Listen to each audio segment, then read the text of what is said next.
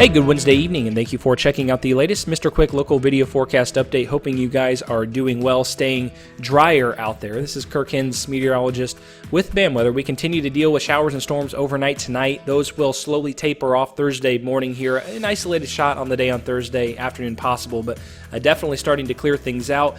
The first half of the day on Friday, maybe even the first two-thirds of Friday, looking good. Another storm cluster threat late Friday night possible. Saturday and Sunday and Monday looking very unsettled, with widespread rainfall changes possible. And then as we get in the middle part of next week, we are drying things out, warmer temperatures here, a little bit more like at or above seasonal, so a far cry from the pattern that we've been in, but we have a lot of precipitation to get through before we get there. So we continue to be under an excessive rainfall risk for flash flooding tonight and into the overnight here into Thursday morning here, basically meaning flash flooding risks are just higher here.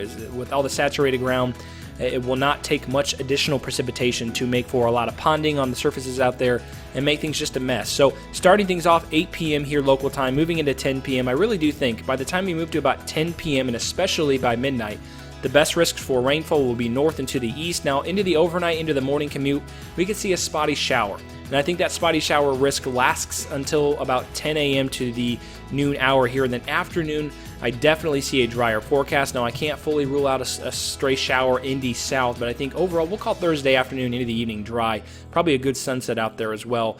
Temperatures in the low to mid 70s here.